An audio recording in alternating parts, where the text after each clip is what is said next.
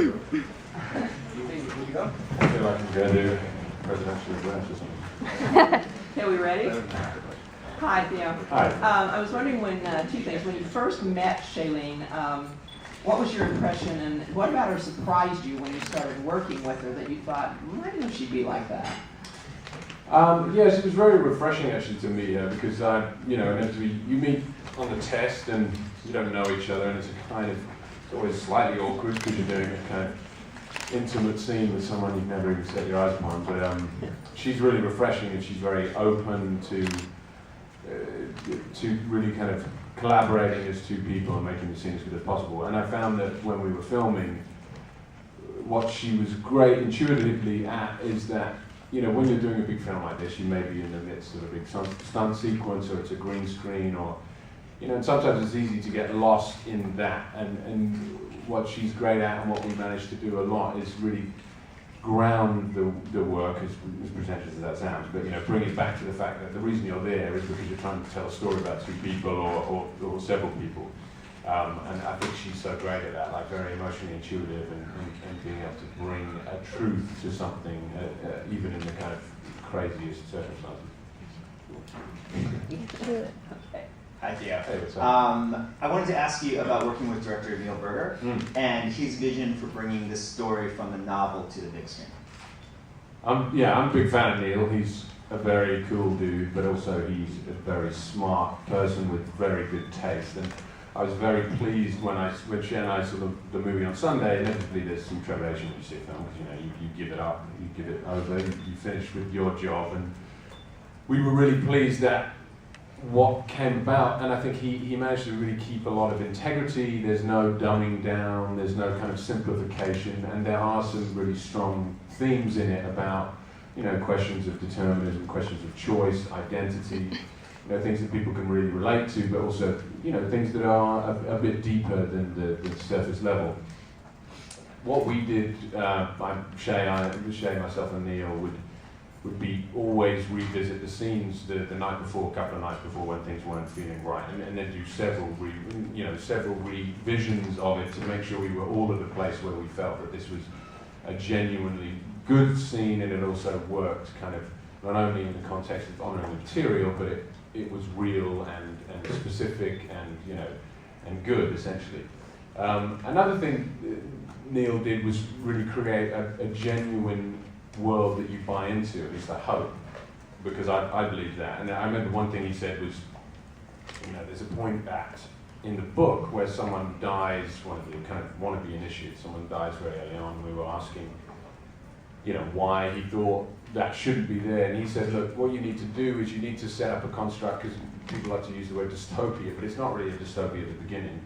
You need to set up a construct where this is a world that seems to be functioning. You need to buy it, because then inevitably when the downfall of the world comes, that means the stakes are higher and it means something. Because if you're in a world where it's like all shit, and you don't empathize with it, and you don't want to be there, and you don't want to kind of be in these people's company, then you're not going to care. So I thought that was a really strong thing that he did. Set up a world that is real, then with the kind of, the whole military coup that happens with the Erudite faction, then it means something, and the stakes change.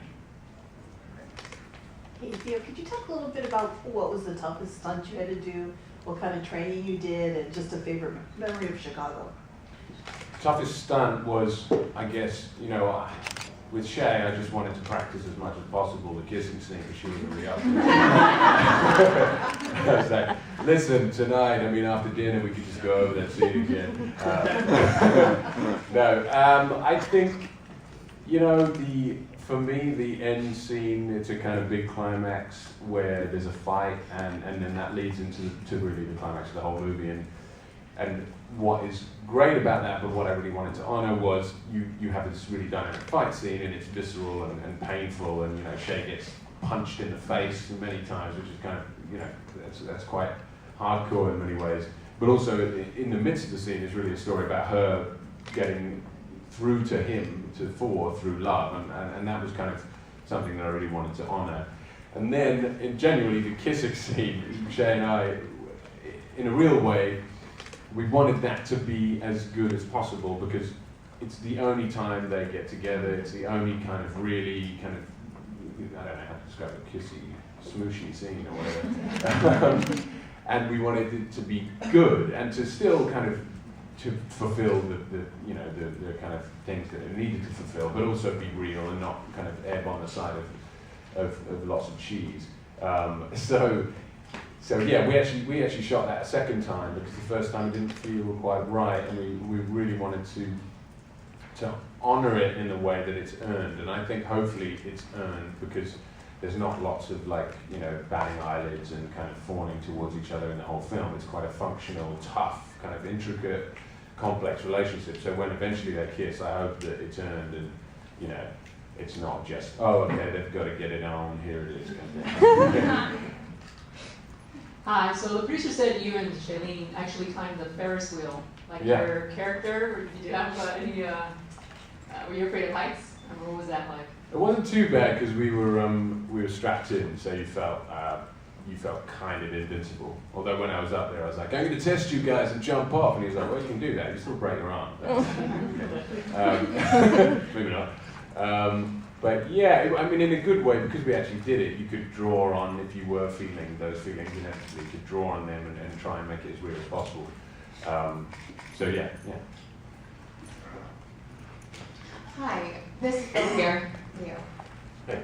Hi, this is sort of a fun question. Okay, so when you initiate into Dauntless, you kind of have to choose your name. What name would you choose for yourself? One. That'll be the ultimate then. No, yeah, that or Captain Semi-Greek. Yasu. Anyhow, I just wanted to ask you, Veronica was saying earlier that when she saw you in the casting session, she was immediately like, yes, definitely. So did you get that vibe right away, or when did you find out that she was definitely, In terms of Veronica? Yeah. Yeah, no, I didn't really know that, to be honest, and I heard she was obviously happy with the test, but you kind of, in a way, a constant, I guess, pessimist, so you don't believe it until someone slaps you in the face with it.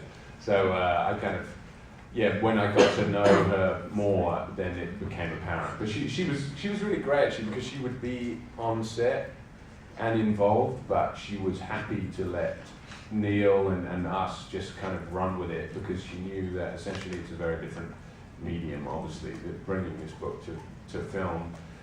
So she kind of let us do our thing, and I consciously didn't want to ask questions to her. I didn't want to say, what do you think X and Y blah blah about for? Because you have to be, when you're bringing, when you're choosing to play a character that's already booked, especially when it already has a big fan base. I think it's really important to be 100% strong in your intentions with the character. You can't listen to too much outside kind of stimulus, because otherwise it waters down your own instincts. Yeah.